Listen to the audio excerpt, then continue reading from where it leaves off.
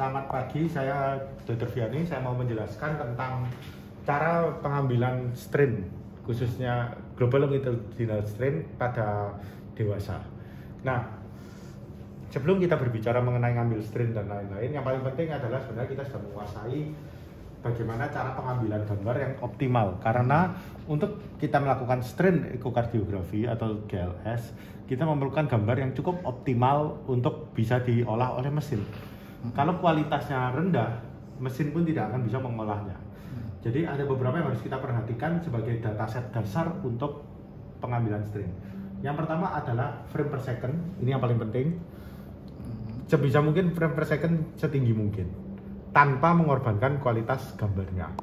Nah, berapa minimal itu? Minimal strainnya adalah sekitar, tergantung mesin per mesin, tapi pada GE minimal 45. Oke. Minimal frame per second 45, makin tinggi makin baik. Jadi pembicaraan ini dengan asumsi pendengar sudah mengetahui cara untuk optimalisasi gambar untuk mencapai kualitas gambar yang diperlukan. Oke. Nah, jadi yang pertama adalah frame per second, yaitu minimal 45. Di sini kita lihat frame per secondnya 65. Berarti cukup mumpuni. Yang kedua, frame per secondnya cukup, jangan sampai terlalu mengorbankan kualitas gambar. Nah, yang penting untuk strain ekokardiografi adalah gambaran endokardial yang masih cukup jelas. Dan yang ketiga adalah gambarnya jangan sampai terlalu foreshortening, karena kalau foreshortening akan menimbulkan angka yang tidak normal juga. Oke. Nah, sekarang saya mulai dengan merekam gambar. Jadi ada 3 macam strain di sini yang mungkin nanti akan saya jelaskan. Yang pertama strain LV, yang kedua adalah strain RV, yang ketiga adalah strain LA. Tapi yang paling umum diminta adalah strain LV. Karena itu akan banyak berguna dalam hal mendiagnosis berbagai kelainan seperti HFpEF dan kardiomiopati lainnya, atau LVH dan seperti amyloidosis. Nah, pada untuk strain LV yang kita ambil adalah 3 view, yaitu 4 chamber, 2 chamber dan 3 chamber. Urutan pengerjaan kalau pada mesin GE sebenarnya tidak terlalu masalah urutan pengerjaan, karena nanti kita bisa memilih yang akan saya jelaskan di video di pot selanjutnya. Jadi ini saya ambil save gambar dulu. Oke, ini di acquire dulu ya dok ya? Kita acquire. Berapa bit dok? Tidak masalah bitnya berapa, karena cycle-nya berapa, karena nanti kita bisa pilih. Saya pribadi lebih suka setting review sebelum nge-save. Jadi ini saya melakukan review, saya pilih jangan sampai saya menyimpan gambar yang jelek. Jadi ini saya pilih dulu mana gambar yang kira-kira paling baik untuk saya olah nanti. Oke. 2 chamber. Oke, kita tampilan 2 chamber. Oh iya, ada yang harus diperhatikan juga pada waktu kita pengambilan untuk strain adalah heart rate. Nah, kalau heart rate-nya selisihnya terlalu jauh antar 3 gambar tersebut, maka mesin tidak akan bisa mengolahnya. Nah, maka dari itu strain akan jauh lebih menantang pada kasus-kasus seperti atrial fibrilasi. Bukan tidak bisa, tapi akan jauh lebih menantang karena kita harus betul-betul mencari di posisi di mana bitnya kurang lebih heart rate-nya sama.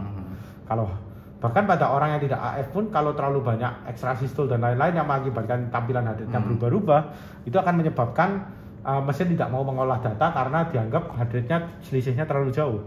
Jadi jangan lupa perhatikan heart rate juga. Kisaran 78. Bukan masalah kisarannya. Harus sama itu. Antar ketiga view tersebut, view 4 chamber, 3 chamber, 2 chamber, heart rate-nya tidak boleh terlalu jauh. Terus nanti saya ada, jadi seperti itu.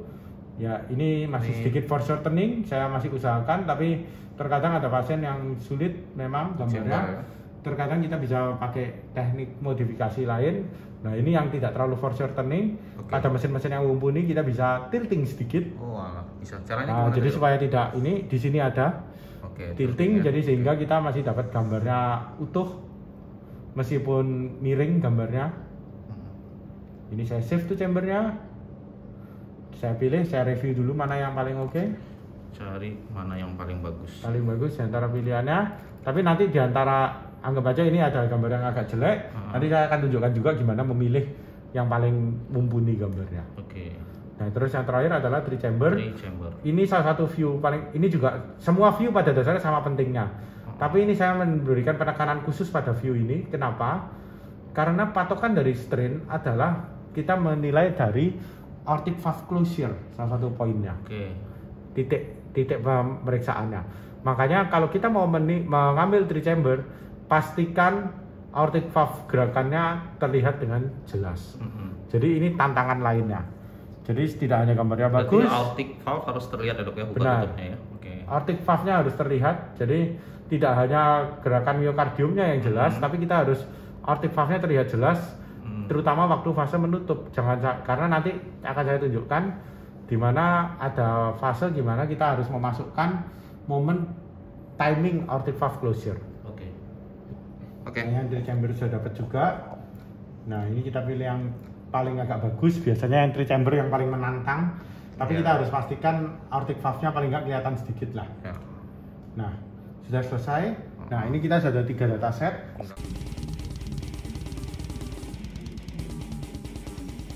Jadi ini yang saya akan tunjukkan adalah untuk evaluasi strain menggunakan mesin GE.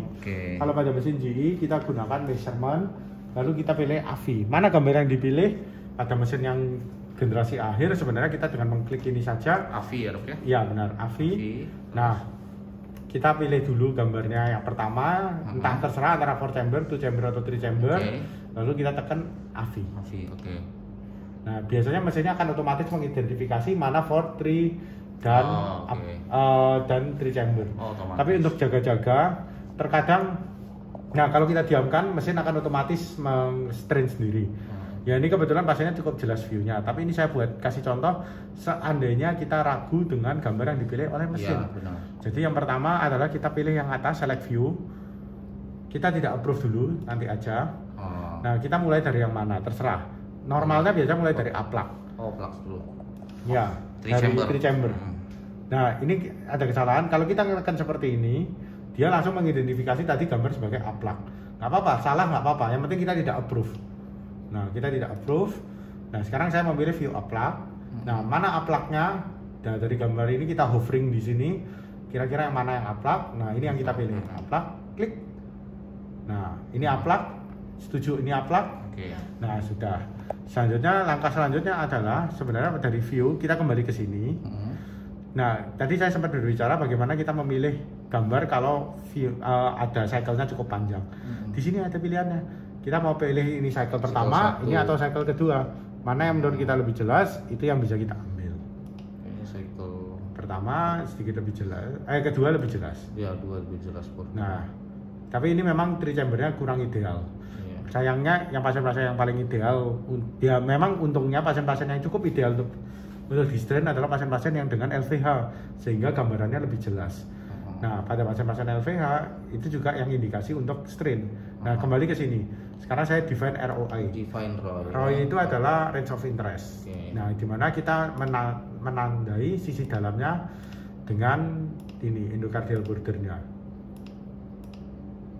Patokan kita yang ini ya dok ya? Atau gimana dok? Patokan kita yang mana ininya di mana? Untuk patokannya paling gampang ada ini contohnya. Pada mesin GE dia sudah memberikan contoh. Jadi kita harapkan semuanya ikut masuk, tidak ada endokardial yang terpotong. Dan sebagai catatan tambahan, dan sebenarnya ini sudah disampaikan di mesin GE ini juga, musculus papillaris tidak diikutkan. Musculus papillaris nggak dimasukkan ya. Nah, define ROI sudah selesai, tapi benar saya kembali lagi sedikit. Nah, terkadang kita bisa, kalau pada mesin-mesin yang lebih kuno, kita tidak bisa mengatur ketebalannya secara manual per segmen. Terpaksa kita harus menggunakan ROI width-nya yang kita atur. Dia itu semuanya dok ya? Secara global, pada mesin-mesin yang lebih kuno. Tapi pada mesin yang lebih baru, kita bisa satu persatu. Per segmen kita bisa atur ketebalannya. Ini pas yang mengatur per segmen ini akan sangat berguna pada kasus-kasus di mana ada asymmetrical hypertrophy seperti Hockham. Jadi itu satu-satu. Lagi terlewatkan. Otomatis begini. Dia otomatis pada dasarnya mesin ini otomatis. Sebelum saya lompat lagi ke result, saya kembali dulu kenapa A-plug ini yang penting. Nah, kita harus mengatur. Kita tekan set tadi ada set ini ya. Ya, set kembali lagi. Di mana kita mengatur titik di mana AVC. AVC itu adalah aortic valve closure. Ini mesin otomatis, tapi kita bisa, kalau kita ragu dengan kerjaan mesin, kita bisa pilih manual. Nah, kita tekan manual. Nah, pada manual kita lihat ini timingnya. Kita lihat kira-kira pas katupnya menutup mana. Nah, ini adalah titik di mana katup aortanya mulai terlihat menutup. Terus setelah kita pilih select. Nah, ROI-nya AVC-nya sudah berubah. Terus mengenai result. Nah, bagaimana kita mengontrol apakah kerjaan kita sudah benar atau tidak? Kita bisa lihat di sini, apakah gerakannya miokardiumnya ini tercover semua oleh ROI-nya atau tidak. Nah, pada kasus ini lihat, ini contoh yang tidak bagus. Nanti yang contoh yang bagus paling enak terlihat waktu yang view for chamber karena dia jelas batasnya. Ini adalah contoh yang kurang bagus, di mana memang pasien ini kita kesulitan untuk melihat endocardial bordernya. Nah, tapi kita bisa melihat, nah saat dia kontraksi, nah endocardial bordernya ada yang tidak terkena, tidak terukur. Makanya angkanya dia lebih rendah. Padahal ini pasien jelas kita lihat kasat mata masih normal, tapi angkanya di sini 14, di bawah normal, 14 dan 15. 20 ya, Dok. Karena kita endokardiumnya tidak terkena. Nah, ada dua pilihan di sini. Yang pertama kita define ROI ulang. Ya. Kita bisa rapikan lebih lanjut.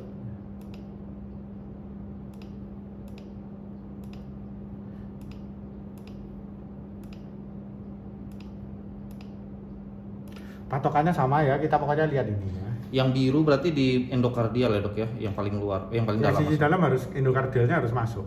Yang paling luar itu di miokardial. Di epikardial.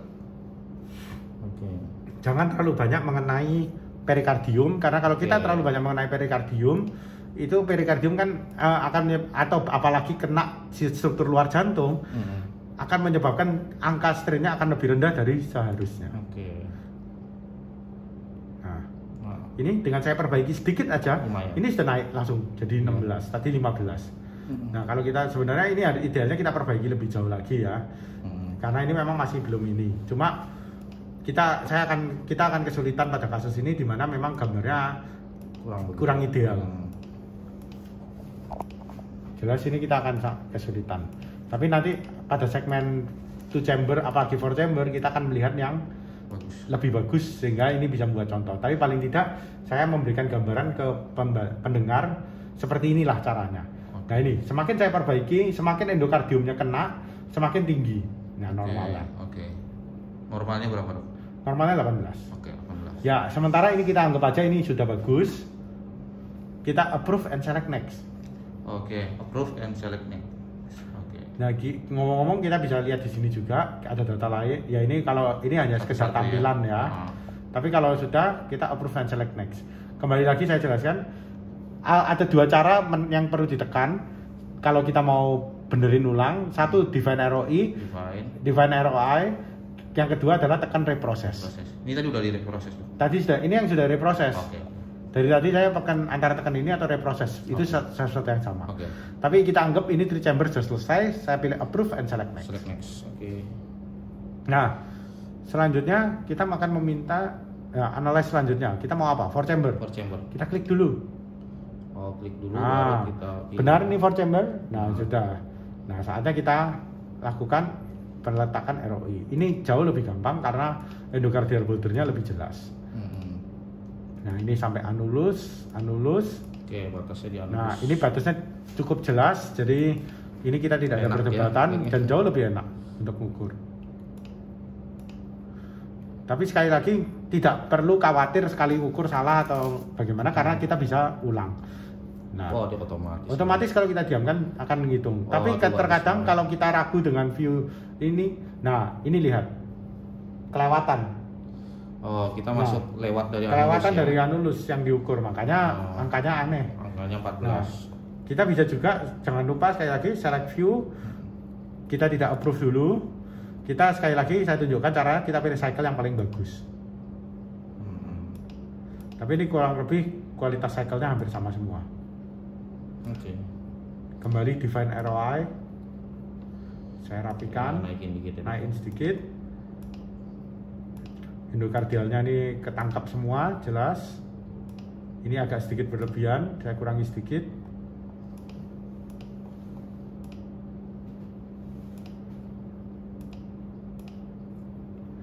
Saya tidak yakin apakah ini endokardium atau tidak. Mari kita proses. Ternyata ini endokardiumnya. Kita kurang dalam. Ya, kita define ROI ulang.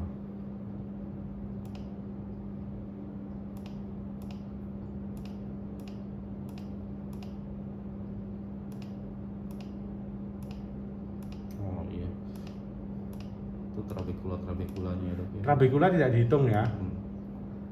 Ini trabekula, ini muskus papillaris. Jangan diikut dihitung. Proses. Nah, kalau ini ada sesuatu seperti ini, mesin tidak bisa menghitung. Nah, kalau kita ragu, kita lihat kira-kira ini posisinya benar atau tidak. Kita ragu, kita klik dulu untuk lihat approve. Nah, ternyata sama. Tapi ini ada sedikit kesalahan. Lihat, ini ada indentasi di sini. Iya. Berarti padahal ini pasiennya sebenarnya bentuk jantungnya masih normal. Kembali ke ROI atau reproses ulang. Nah, rapikan sedikit, tarik keluar, proses. Nah, itu tinggal klik aja yang di X-nya itu ya, Dok ya? Ya. Dia kenapa ada X tadi, Dok ya? Karena mesinnya tidak yakin dengan batas-batasnya. Oh, iya. Kita konfirmasi ya, Dok ya? Ya. Oke. Kita konfirmasi kalau kita lihat gerakannya cocok, setuju, ya kenapa tidak? Kita okekan.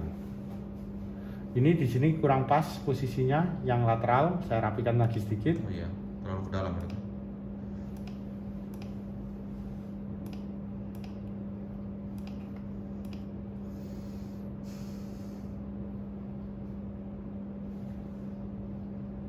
Kayaknya gerakannya longitudinal kan. Ya. Kontrak ke dalam.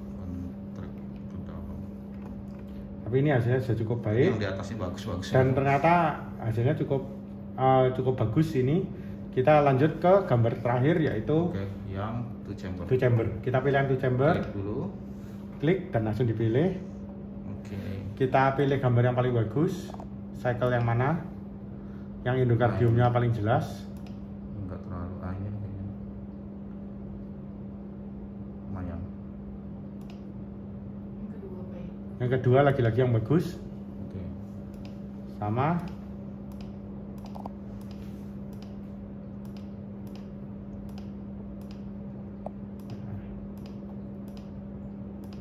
Jangan khawatir seringkali kita jangan berharap dalam sekali pengerjaan langsung bagus. Tidak apa untuk kita ulang-ulang berulang kali sampai kita dapat yang paling ideal gambarnya.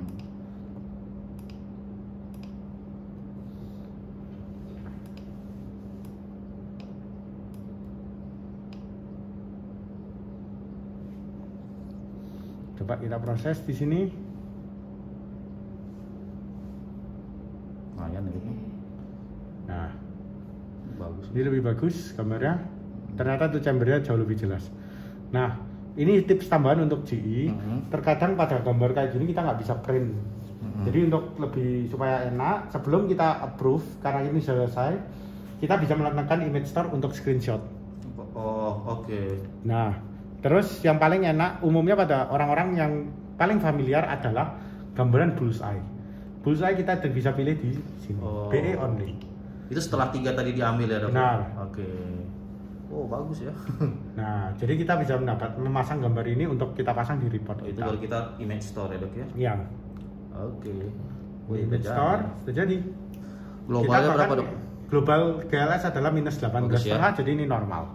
Oke. Lalu EF kita bisa lihat juga. Ini sebenarnya EF yang setara dengan EF2 masing-masing EF-nya.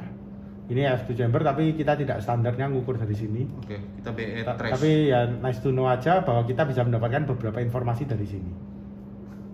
Untuk EF yang EF tadi, Dok ya? Yang ditekan EF ya, Dok ya? Iya. Tapi umumnya yang paling penting adalah sediakan gambar ini, kita image store, setelah selesai approve and exit. Oke. Selesai untuk strain. Oke, selesai.